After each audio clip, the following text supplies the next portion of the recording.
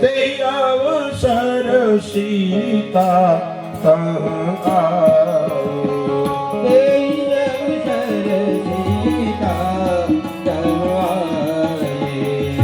ગિરિજા પૂજન જનની પઠાઈ ગિરિજા પૂજન જનની પઠાઈ સંગ સખી સવ સુમન સયાની સંગ સખી સવ સુમન સયાની ગાવહી ગીત મનો હરવાની ગાવહી ગીત મનોહર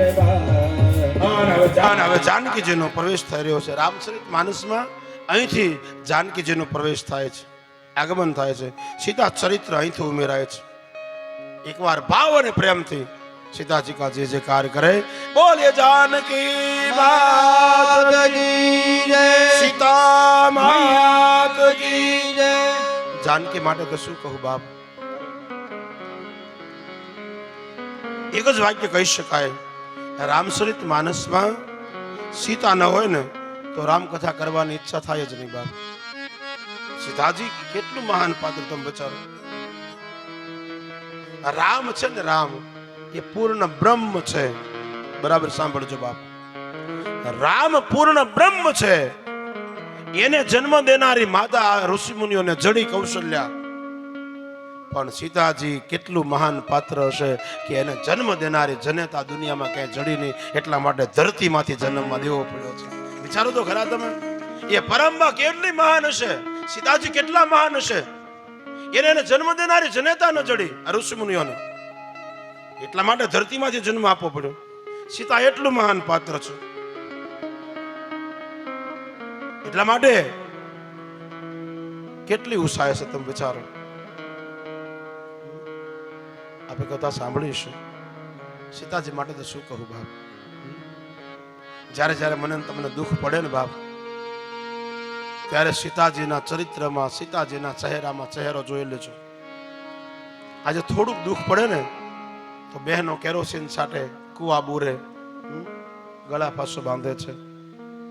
પણ બાપ યાદ રાખજો, સીતાજીના ચહેરામાં એકવાર તમે આમ એને ડોક્યું કરશો ને તો આપણે દુઃખ કાંઈ ન કહેવાય.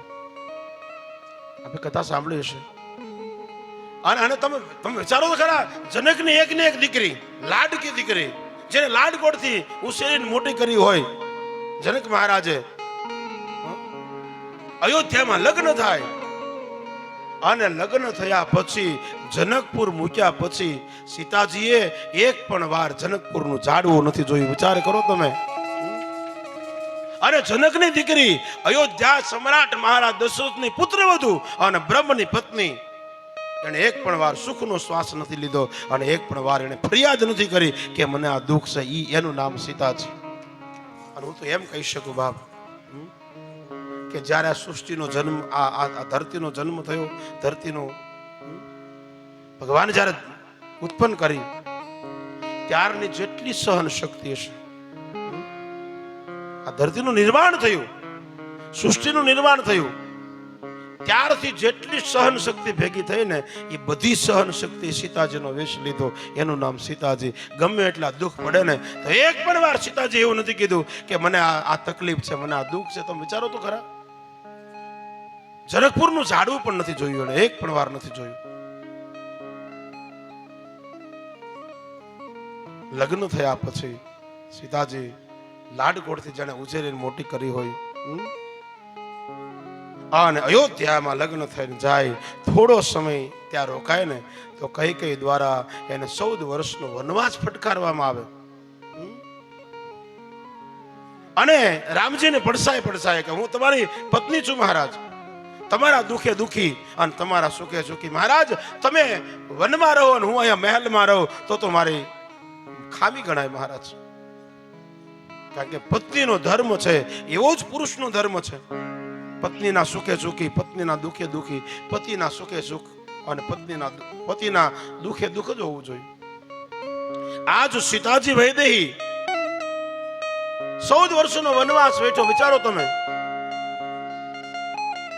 અને અસુર અપહરણ કરીને લઈ જાય અને રામ એની ઉપર ચડાઈ કરે, રાવણ કુળનો વિનાશ કરે અને પાછા પુષ્પક વિમાનમાં બેસીને અયોધ્યામાં આવે. થોડો સમય રોકાય ને, આપણે કથા સાંભળી હશે, થોડો સમય રોકાય ત્યાં એ નગરમાંથી કોઈ વ્યક્તિ બોલે અને એના માટે રામ એને ત્યાગ કરે સીતાજીનો. સીતાજીને વનવાસ આપે પાછો. લક્ષ્મણજીઓ મહાપુરુષ, એ વીર પુરુષ રથ લઈ સીતાજીને બેસાડી અને ગંગાના કિનારે ઉતારવા માટે જાય. એક એક એક ફોટકામાં કપડા બાંધ્યા છે, ગાંઠ મારી છે, કોઈ સુવિધા નથી. રથમાંથી સીતાજીને નીચે ઉતારે અને ત્યારે લક્ષ્મણજી એમ કહે, માવું બોલી શકતો નથી, ભૈયા મને અહીંયા કેમ ઉતારી છે? ત્યારે કહ્યું કે હું બોલી શકતો નથી, પણ રાજા રામજીએ તમારો ત્યાગ કર્યો છે. ત્યાગ શું કામ ત્યાગ કર્યો? મારી ભૂલ શું? એક પણ શબ્દ સીતાજી બોલ્યા નથી, યાદ રાખજો. એક પણ વાર ફરિયાદ નથી કરી. ત્યારે સીતાજી એ કપડા લઈ લક્ષ્મણજી રડવા લાગ્યા છે. માં, રાજા રામજીએ તમારો ત્યાગ કર્યો છે, તમને વનમાં મૂક્યા છે. શું કામ કર્યો, કેમ કર્યો? એક પણ શબ્દ બોલતા નથી. જેમ મા દીકરાના આંસુડા લૂછે ને, એમ પોતાના સાડીના સડે લક્ષ્મણજીના આંસુડા લૂછે છે. ભૈયા, આપ ચિંતા નહીં કરો, કારણ કે મારી કોઈ ચિંતા નથી, કારણ કે અહીંયા તો ગંગાનો કિનારો છે, તમે મને ઋષિના આશ્રમમાં મૂકો છો. લંકામાં હું એકલી હતી ને તો રામના રટણે મારી રક્ષા કરી હતી, અહીંયા પણ મારી રક્ષા થઈ જશે, ચિંતા નહીં કરતા. પણ મને ચિંતા એની છે કે મારા વગર આર્યપુત્રનું ધ્યાન કોણ રાખશે? તમારા ભાઈનું ધ્યાન રાખજો. આર્યપુત્રની કોણ સેવા કરશે? લક્ષ્મણજીને કહ્યું છે, લખન ભૈયા તમે તમારા ભાઈની સેવા કરજો. અને એ વીર પુરુષ લક્ષ્મણજી આંસુડા પાડતો પાડતો રથ લઈને નીકળે છે. સાંજનો સમય હોય છે અને એ સમયે વાલ્મીક બાપજી ગંગાજીમાં સ્નાન કરવા માટે આવે અને સીતાજીને જોઈ જાય અને વિચાર કરો, સગર્ભા સ્થિતિ છે એની, સામાન્ય નથી બાપ, સગર્ભા સ્થિતિ છે. અને સગર્ભા સ્થિતિમાં એ વૈદેહી સીતાજીને જોઈ જાય અને કહે છે, કોણ બેટા? અને સીતાજી એકદમ ઉભા થઈ અને પગે લાગે છે. વૈદેહી? સીતા? બોલે હા બાપ છે. બોલે તું આ સ્થિતિ છે તારી, સગર્ભા સ્થિતિ છે, અને અહીંયા એકલી કેમ? ગંગાજીથી પછી એને વાલ્મીક બાપજી આશ્રમમાં લાવે છે. બેટા, ત્યારે કહ્યું, પિતાજી, આજ સીતાજી વૈદેહી વાલ્મીક બાપજીને કહે, બાપજી રાજા રામજી મારો ત્યાગ કર્યો એમ નથી કીધું, એક પણ વાર નથી કીધું. વિચારો તમે, એને એમ કહ્યું કે બાપજી અમે 14 વર્ષ વનમાં રહ્યા ને એટલે મને મહેલમાં ફાવતું નહોતું, એટલા માટે રાજા રામજી મને પાછી વનમાં મૂકી ગયા છે, મને મહેલમાં ફાવતું નહોતું બાપજી. બોલે નહીં બેટા, જ્યારે વાલ્મીક બાપજી બધું જાણ્યું ને અને ત્યારે સીતાજીની સામે બેસી અને એમ કહ્યું, બેટા દેશનો ઋષિ છું, રાજાને પણ કહી શકું, કારણ કે આ દુનિયામાં સાધુ અને બ્રાહ્મણ બધાને કહી શકે, બીજું કોણ કહી શકે? રાજા હોય કે રંક હોય એને સાધુ અને બ્રાહ્મણ જ કહી શકે. એને ઠપકો આપવો હોય ને તો સાધુ આપી શકે છે. આજ સીતાજીને કહ્યું છે, બેટા રાજા રામજીએ તારો ત્યાગ કર્યો છે, એના પ્રત્યાઘાતમાં તારે કઈ કહેવું છે? ત્યારે સીતાજી ના પાડે છે, નહીં બાપજી. બોલે કાંઈક કે, કાંઈક બોલ. બોલે નહીં બાપજી. ત્રીજી વાર જ્યારે કહ્યું ને અને ત્યારે કહ્યું, બાપજી અમારું તો રઘુવંશ છે, તમે અમારા કુળને ઓળખો છો બાપજી, કે અમારે આ ત્યાગવાની વાત તો બહુ દૂરની વાત છે બાપજી, પણ અમારા કુળમાં એવા મહાન થયા છે જેને કાશીના બજારમાં જઈ કોઈ પણ વસ્તુ આમ કોઈ પણ ચીજ નીલામ કરે, વેચી નાખે, 1, 2 ને 3 કરી. અને એમ અમારા હરિચંદ્ર મહારાજે તારામતી અને રોહિતને વેચ્યા હતા મહારાજ. એ અમારું કુળ છે, રઘુવંશ કુળ છે. જેમ ચીજ વસ્તુ નીલામ કરે 1, 2 ને 3 કરી કે રોહિત અને તારામતીને વેચાતા, એ અમારું કુળ છે મહારાજ. મને વેચી તો નથી નાખીને, મને તો ઋષિના આશ્રમમાં મૂકી છે, એટલા માટે રામની ઋણી છું મહારાજ. મારે બીજું કાંઈ કહેવું નથી. મને તો અને મહારાજ બીજું કે મને આશ્રમમાં જો ન મૂકી હોત ને તો આપ જેખા પિતા ન મળે. મારે બીજું કાંઈ કહેવું નથી મહારાજ, થોડો સમય જાય છે આટલે સુધી તો વાંધો નથી, પણ સીતાજી બે બાળકોને જન્મ આપવાની તૈયારી થાય. સામાન્ય માણસ હોય ને તો એને મદદ કરનારી મહિલા હોય, પણ આજ જનકની દીકરી, અયોધ્યાની પાટ મહર્ષિ, અયોધ્યાની મહારાણી, એના દીકરાના જન્મ સમયે કોઈ મદદ કરનારી મહિલા નહોતી. સફેદ દાઢી વાળો મહાપુરુષ એ બાર ઝૂંપડીમાં ઊભો રહી અને આંસુ પાડતો હોય, બેટી હું આ સમયે પુરુષ છું, તને કેમ મદદ કરી શકું, તને કેમ મદદ કરી શકું બાપ. હા, સીતાજી બે બાળકોને જન્મ આપે છે. વિચારો તમે, કેટલી કેટલી કરુણા હશે. આ વેદ છે ને, આ વેદના માંથી આ વેદ રચાયો છે. આ સામાન્ય નથી બાપ, આ વેદ વેદના માંથી રચાયો છે. બે બાળકોને જન્મ આપે એ સમયે એને મદદ કરનારી કોઈ એક પણ મહિલા નહોતી. તો વિચારો, બાળકોને મોટા કરે, સફેદ દાઢી વાળો મહાપુરુષ એને મદદ કરતા હોય. અને આપણે બધાને ખબર છે કે આપણે દીકરીના ઘરે દીકરો નાનો થવાનો હોય ત્યારે બાપ ગમે એટલો ખાવ ગરીબ હોય, 3 રૂપિયાની મજૂરી કરતો હોય, ખાવા ભલે કાંઈ ન હોય, એની દીકરીના ઘરે દીકરો આવવાનો હોય ને ત્યારે એના માટે પારણું લાવી આપે. આજે જનકની દીકરી અને અયોધ્યાની પાટ મહર્ષિ એના દીકરાને ઝુલાવવા માટે પારણું નહોતું. વિચાર કરો તમે, બે વનવાયુને ભેગી કરી વચ્ચે વર્તન આમ વલ્કન વસ્ત્ર લીપેટી અને બે બાળકોને સુવડાવી અને આજ સીતાજી લોરી સંભળાવતા હોય. સીતાને ઘોર જંગલમાં અમે પુત્રો જણા. આ તો સમાજ છે બાપ, ક્યારે શું કરે એનું કાંઈ નક્કી ન કહેવાય. એના એ જ માણસો છે આજે. સીતાજી જ્યારે હતા ત્યારે જીવવા દીધા નથી સારી રીતે, અને આજ એના પુતળા બેસાડીને પૂજા કરવા લાગ્યા છે. વિચારો તમે, સીતાને ઘોર જંગલમાં અમે પુત્રો જણાવ્યા છે, કૃષ્ણને ભીલના બાણે અમે પોતે હણાવ્યા છે, કલમ ધુજે કથા લખતા અમારી પાપ પોથીની, સંત મોહનને અમે પોતે હણાવ્યા છે. આ લોકના સાગર મહી કોઈ નાવથી તરશો નહીં, દો રંગની દુનિયા તણા દોખા કદી ધરશો નહીં બાપ. એ તમારે અમરેલીની બજારમાં સંત મૂળદાસ થયા. એકવાર સંત મૂળદાસ જ્યારે આમ જતા હોય ત્યારે લોકો એના પગમાં છોકરાઓને મૂકીને એમ કહે, બાપજી આને એક આશીર્વાદ આપો. એના એ સંત મૂળદાસ, એક સંધ્યાનો સમય હોય અને કુવાના કાંઠે કોઈ દીકરી પાણીમાં આમ કુવામાં પડવા જતી હોય, આપઘાત કરવા જતી હોય, અને ત્યારે સંત મૂળદાસ એના બાવડું પકડીને એમ કે, બેટા કેમ આપઘાત કર્યો છો, શું કામ આપઘાત કર્યો છો? કારણ કે એકવાર આપઘાત કરે ને એને 7 જન્મો લેવા પડે છે, અને આપઘાત જ કરવી પડે છે. એટલા માટે વિચાર કરજો બાપ.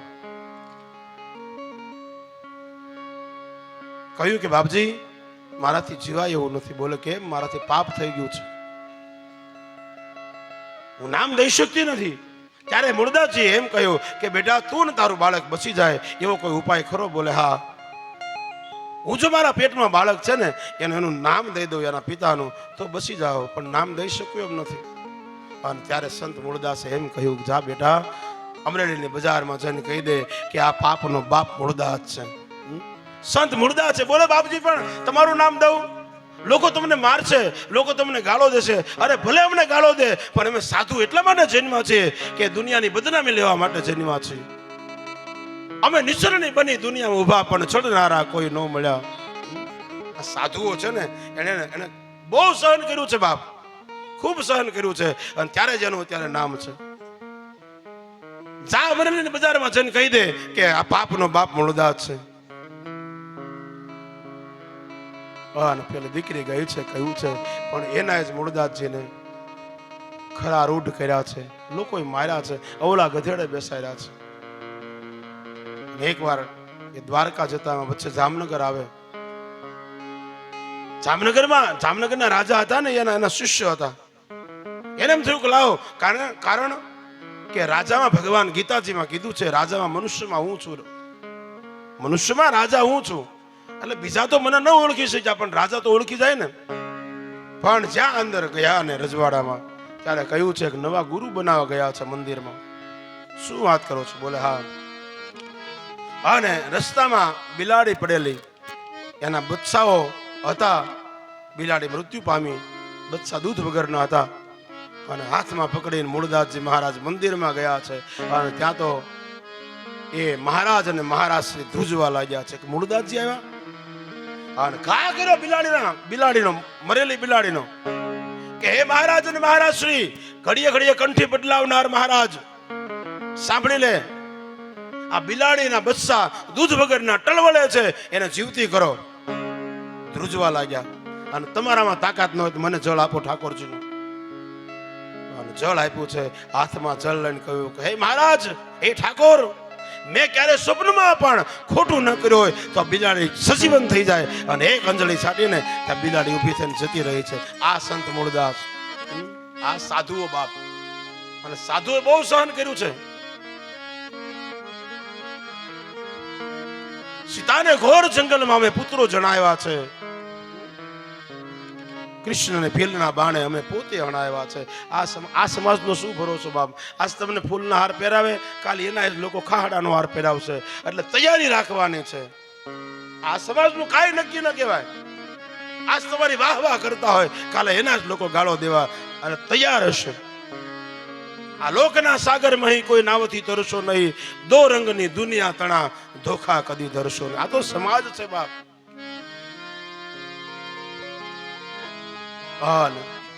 લવ અને કુશને સીતાજી મોટા કરે છે, લોરી સંભળાવે છે. વિચારો તમે એની દશા કેવી હશે. સીતાજી બાળકોના આ મોટા કરવામાં એનું પોતાનું દુઃખ ભૂલી ગયા છે. ધીરે ધીરે બાળકો મોટા થાય, ધનુર વિદ્યા શીખવે. કારણ કે આ તો રામનું પ્રતિબિંબ છે બાપ. અયોધ્યાના સંતાનો છે, સિંહના સંતાનો છે. અને એમાં એક વખત, ઘણી વખત સંધ્યાનો સમય હોય, લવકુશ બેઠા હોય ત્યારે એમ કહે, બા અમારા પિતા ક્યાં છે? અમારા પિતા કોણ છે? ત્યારે સીતાજીના આંખમાંથી આંસુ પડે અને એકદમ વાલ્મીક બાપજીની પાસે જઈને કહે, બાપજી બાળકોને કહો કે આ પ્રશ્ન મને ન કરે. એમાં એક વખત અયોધ્યામાં યજ્ઞનું આયોજન હોય અને વાલ્મીક બાપજીને નિમંત્રણ મળે. ત્યારે વાલ્મીક બાપજી એમ કહે કે આ બાળકોને નથી લઈ જવા. ત્યારે સીતાજી કે લઈ જાઓ. એને ક્યારે જોયું નથી. બંને મંજૂર થયા છે. આજ અયોધ્યામાં યજ્ઞનું આયોજન છે અને વાલ્મીક બાપજી, લવ અને કુશ ત્રણે તૈયાર થયા છે. આજ પહેલી વાર બહાર જાય ને તો સીતાજી અને શણગારે. શણગારવામાં બીજું શું હતું બાપ? વાળ ગોળાવી પુષ્પ મૂક્યા છે. બીજું એની પાસે કાંઈ હતું નહીં. ઝૂંપડીમાં રહેતા હતા. અને લવકુશ તૈયાર થયા છે. પણ થોડા દૂર જાય ને તો સીતાજીના આંખમાં આંસુ પડે, રડવા લાગે. બાળકો બંને પાછા આવે કે માં તું રડે ને તો અમારે નથી જવું. બોલે નહીં, તમને પહેલી વાર જુદા પાડું છું ને એટલા માટે મને રડવું આવ્યું છે. જાઓ બાપ. પણ સીતાજી પહેલેથી બાળકોને બંધવી લે છે કે આપણે છે ને તપસ્વી કહેવાય, આપણે સંસારીઓ સાથે વાત ન કરાય. કારણ કે સીતાજીને ખબર હતી જો આ બે બાળકોને ખબર પડશે કે અયોધ્યાએ કર્યું છે તો એ સહન નહીં કરી શકે. એટલા માટે પહેલા બાળકોને બંધવી દે છે કે કોઈની સાથે વાતો નહીં કરતા. બોલે સારું માં, આ તો સિંહના સંતાનો છે, રઘુવંશ છે. અયોધ્યામાં આવે છે. યજ્ઞનો આરંભ થયો ગયો હોય, યજ્ઞ ચાલુ છે. અને એમાં બે ભાઈમાંથી એક ભાઈ જે રામજી યજ્ઞ કરવા માટે બેઠા છે એની બાજુમાં સોનાની મૂર્તિ છે સીતાજીની. એ એક ભાઈ જોઈ જાય છે અને બીજા ભાઈને બોલા, ભૈયા અહીંયા આવો. બોલે શું છે? અને બે જ્યાં ભેગા થાય અને કહ્યું કે આ રાજા રામ છે અયોધ્યાના. એની બાજુમાં સોનાની મૂર્તિ છે ને એ આપણી માં જેકી છે. આપણી માની મૂર્તિ કેમ બેસાડવામાં આવી છે અહીંયા મને સમજાતું નથી. કે કાપવા લાગ્યા છે. અને વાલ્મીક બાપ એકદમ જોઈ ગયા અને પકડીને કહ્યું છે, બેટા હમ શકલ કહી લોગ હોતે હે. બેટા ઘણા હમ શકલ પણ હોય, એમાં બાધા ન કરો, વિઘ્ન ન કરાય. પણ બાળકોના મગજમાંથી જાતું નથી કે આ મારી માની મૂર્તિ કેમ અહીંયા બેસાડવામાં આવી છે. એને તો ખબર નથી. પણ અયોધ્યાના જે માણસો જોયે ને રામ આ લવકુશને, ત્યારે એને એમ થાય કે આ બાળકો કોણ હશે, આ બાળકો કેવા હશે, કેવા સુંદર છે. જાણે રામજી જોયે ને એને એમ થાય કે આ બાળકોને ભેટી પડું. લક્ષ્મણજી જોવે તો એમ થાય કે આ બાળકો કોણ હશે. કારણ કે રામનું પ્રતિબિંબ છે, રઘુવંશ છે. પણ અયોધ્યાના યજ્ઞમાં બપોરના સમયમાં વિશ્રામમાં લવકુશ બંને રામકથા કરતા હતા. વાલ્મીક બાપજી રામકથા શીખવાડેલી એમને. એક મહાન મહિલાની ગાથા ગાતા હતા. એમાં આખું રાજ પરિવાર હોય, આખું રાજ કુટુંબ બેઠું હોય, અને એમાં રામ લક્ષ્મણ સીતાજી, આ રામ લક્ષ્મણ ભરત શત્રુઘ્ન બધા બેઠા, માતાઓ પણ બેઠી હોય છે.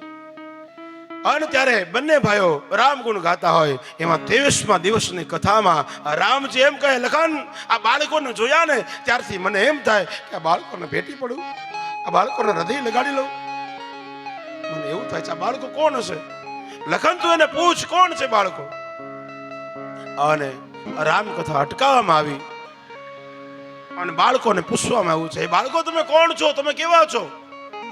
અને જ્યાં પૂછ્યું છે તમે કોણ છો, કેવા છો, એકદમ તારના વીણાના તાર તોડી સભા મંડપમાં ફેંક્યા છે અને કહેવા લાગ્યા છે કે જાતિને પૂછો સાધુ કી, પૂછ લીजियो જ્ઞાન, મોલ કરો તલવાર કા, પડા રહે ન દો મ્યાન.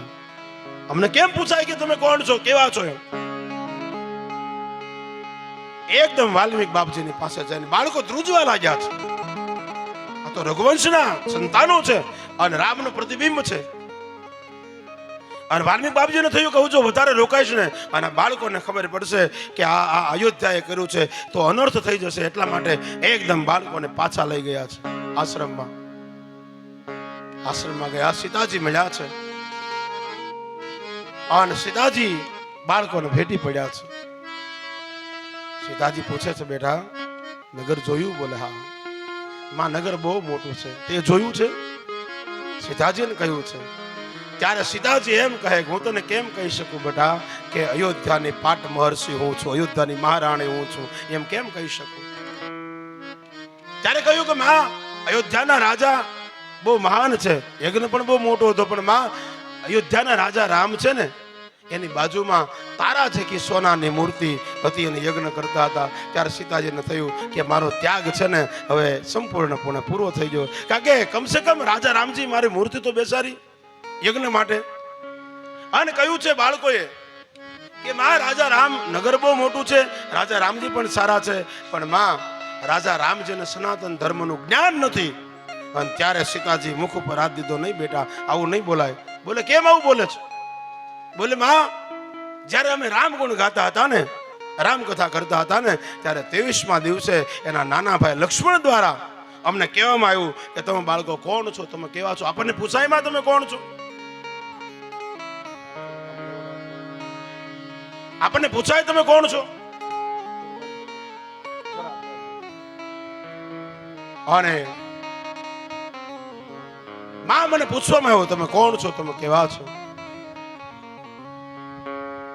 અને ત્યારે સીતાજીના આંખમાં આંસુ પડ્યા અને કહ્યું સીતાજીને લવકુશે કે માં હવે જ્યાં જઈએ છે ને ત્યાં બધા એમ કહે છે તમે કોણ છો, તમે કેવા છો? હે માં આખિર તો અમને બતાવ, અમે કોણ છીએ, અમારો બાપ કોણ છે, અમે કેવા છીએ? ત્યારે સીતાજીને એમ થયું કે હું ધરતીમાં સમાઈ જાઉં તો વધારે સારું. ધરતીની દીકરી ધરતીમાં સમાય ત્યાં સુધી સુખનો શ્વાસ નથી લીધો. એ સીતાજી આજે રામકથામાં પ્રવેશ થઈ રહ્યો છે. તે અવસર સીતા આવી, तेहि अवसर सीता तहाये, गिरिजापु जननी पठाई, गिरिजापु जननी पठाई, संग सखी सब सुभाग सयानी, संग सखी सब सुभग सयानी, गावहि गीत मनोहर बाने, गावहि गीत मनोहर बाने, तेहि अवसर सीता आई, तेहि अवसर सीता आई, तेहि अवसर सीता आई. અને જાનકી બગીચામાં ફરવા લાગ્યા છે. અને બેનપણીઓ પહેલા કહ્યું સીતાજી સ્નાન કર્યું સરોવરમાં અને પછી ફૂલ લેવા માટે ભગવાન ફૂલ લેવા ગયા છે. આંબાવાડીમાં પ્રવેશ કર્યો છે અને ભવાનીની પૂજા કરવા માટે ગયા છે. એમાં એક સખી ભૂલી પડી ગઈ અને એને રામ દર્શન કર્યા, રામ લક્ષ્મણને જોયા છે. અને દોડતી આવી છે, હે સીતા પૂજા પછી કરજે. કાલ જે આખી જનકપુરને પાગલ કરી હતી ને, જેના રૂપમાં ગરકાવ કરી હતી, એ રામ લક્ષ્મણ બગીચો જોવા માટે આવ્યા છે. કારણ કે સખી ખોટું બોલી કહેવાય, આ બગીચો જોવા નહોતા આવ્યા, ફૂલ તોડવા માટે આવ્યા હતા. પણ સખીને એમ થયું કે હું ફૂલ તોડવાનું કહીશ ને તો રામનો દરજ્જો ઘટી જશે. એને એમ થાય કે હવે રાજકુમાર હોય તો ફૂલ તોડવા થોડા આવે, નોકર સાકર ન હોય. એટલે સીતાજીની આગળ રામનો દરજ્જો ઘટે નહીં એટલા માટે કહ્યું છે, દેખન બાગ કુંવર દોવાય, દેખન બાગ કુંવર દોવાય, ભાઈ કિશોર સબ ભાતી સુહાઈ, ભાઈ કિશોર સબ ભાતી સુહાય. આખા જનકપુર ને મોહમાં ડૂબાડ્યું હતું ને બંને રાજકુમારો આવ્યા છે. ભાઈ કિશોર, કિશોર અવસ્થા છે. એક શામ છે, ગૌર છે.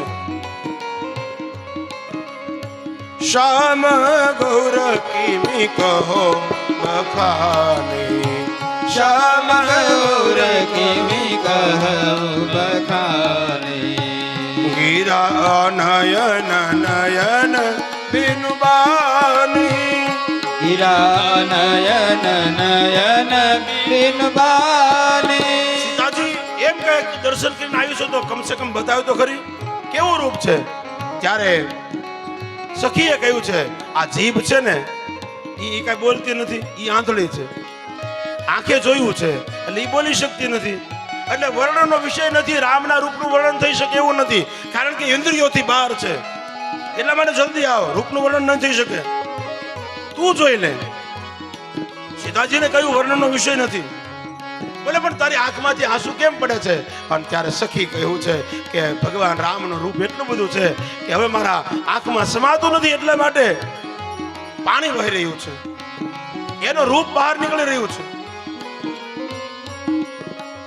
પાણી ખાલી કરું છું રામનું રૂપને જોવા માટે થઈ, રામનું રૂપ ભરવું છે એટલા માટે.